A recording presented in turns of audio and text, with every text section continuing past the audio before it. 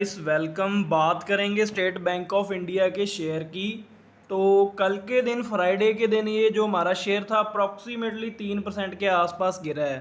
तो बहुत सारे लोग हैं जिन्हें ये नहीं पता कि ये शेयर गिरा क्यों और अब आगे क्या होगा।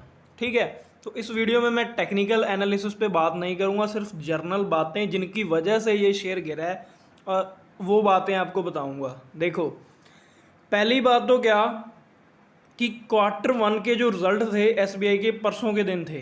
ठीक है, तो क्वार्टर वन के रिजल्ट में क्या हुआ कि शेयर के ओवरऑल प्रॉफिट में क्या थी, बढ़ोतरी थी। ओवरऑल जो प्रॉफिट था वो था 16,000 करोड़।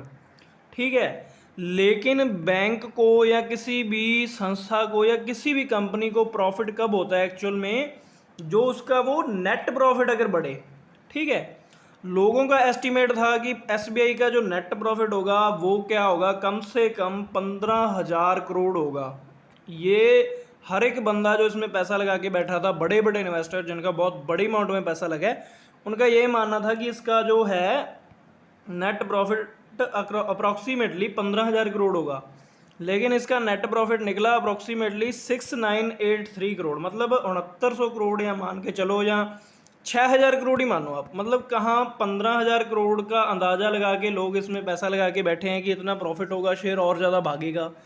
कहाँ सिर्फ 6,000 करोड़ के नेट प्रॉफिट हुआ, खर्चे वगैरह निकाल के सब कुछ है ना। नेट प्रॉफिट वही होता है जो तुमने सारे खर्चे निकाल दिए, सिर्फ जो तुम्हारा कोर प्रॉफिट प्रॉफिट बचा है, जिसको तुम मतलब अपना बेनिफिट मानते हो, है ना। तो वो कहाँ पे 15,000 करोड़, कहाँ 6,000 करोड़, तो लोगों की उम्मीदों पे पानी फिर गया। तो जब आप डिसअपॉइंट हो गए किसी से, तो वहाँ से फिर अब आप देखो, आप 15,000 करोड़ लेके चल रहे थे, हुआ सिर्फ 6,000 करोड़। तो बहुत सारे बड़े बड़े इन्वेस्टर थे जिनकी जो एस्टिमेट्स हैं या जिनके वो एक कहते होते हैं ना, थॉट होता है कि हम इतना कमा लेंगे, ऐसा हो जाएगा वैसा होएगा, तो वो मेट नहीं किया। तो फिर वहाँ पे क्या हुआ, शेयर में सेलिंग होनी शुरू हो गई। सेलिंग होने के बाद फिर सीधा दड़ाम से अगर आप देखो, तो क्वार्टर वन के रिजल्ट के बाद भाई साहब एसबीआई जी ये 2.5-3% गिरे हुए हैं। लेकिन समझने वाली बात क्या है कि जो हमारे जैसे छोटे इन्वेस्टर हैं जिन्होंने इसमें पैसा लगा रखा है वो घबरा रहे हैं। लेकिन बात घबराने की बिल्कुल नहीं है। कभी भी आप देखना, कभी भी जब भी किसी शेयर के क्वार्टर वन के, क्वार्टर टू के, थ्री के रिजल्ट आते हैं, या तो वो शेयर बहुत ज़्यादा भाग जाएगा या वो शेयर बहुत ज़्यादा गिर जाएगा। ठीक है, और उसके बाद सिर्फ इतना नहीं देखना, उसके बाद देखना जब वो बहुत ज़्यादा भाग जाएगा तो फिर 1-2 दिन में, 3 दिन में धीरे धीरे नीचे आके वो बैलेंस हो जाएगा। या फिर वो बहुत ज़्यादा गिर जाएगा एकदम से, तो फिर वो धीरे धीरे जाके ऊपर जाके नॉर्मल हो जाएगा। ये बहुत कॉमन चीज़ है। जब भी कोई रिजल्ट्स आते हैं तो मार्केट में क्या होता है, एक कोई र्यूमर फैल गई या कोई हवा बन गया, तो लोग डर के सेल करना शुरू कर देते हैं, जिसकी वजह से एकदम से धड़ाम से शेयर गिर जाता है। लेकिन आपको मैं एसबीआई का बेस बता दूं, इंडिया की इकॉनमी का ना मतलब बहुत बड़ा पार्ट, बहुत बड़ा रोल प्ले एसबीआई है। इंडिया का सबसे बड़ा बैंक एसबीआई है। इंडिया के 43 करोड़ लोगों का पैसा एसबीआई के पास है। इंडिया में एसबीआई से बड़ी फ़िलहाल कोई ऑर्गेनाइजेशन, फ़िलहाल कोई बैंक नहीं है। तो कुल मिला के इसकी 3 लाख करोड़ से भी ज़्यादा नेटवर्थ है। सबसे बड़ा बैंक है, सबसे मतलब ज़्यादा, मतलब वो है ना, वर्ल्ड वाइड है ये।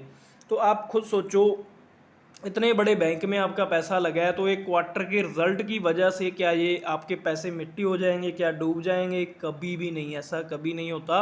सिर्फ जब रिजल्ट आता है तो थोड़ा लोगों के माइंड में या बड़े इन्वेस्टर्स के माइंड पे प्रेशर बन जाता है, क्योंकि जो उन्होंने सोचा होता है वो नहीं हो पाता, और फिर वो कुछ टाइम के लिए एकदम से निकल जाते हैं और शेयर गिर जाता है, और कुछ भी नहीं हुआ, कुछ भी। अगर आपने इस शेयर को कहीं 590-95 के आसपास कहीं बाय कर रखा था, तो बिल्कुल मत घबराओ, कोई बात नहीं। जब भी रिजल्ट्स आते हैं तो थोड़ी, या तो एकदम से शेयर गिरेगा या तो एकदम से बढ़ेगा, कोई बात नहीं। आपका गिर गया तो कोई बड़ी बात नहीं है, 2-4 दिन 5 दिन वेट करो। इससे बढ़िया शेयर ना तो मार्केट में आ जाए ना कल होगा मेरे हिसाब से।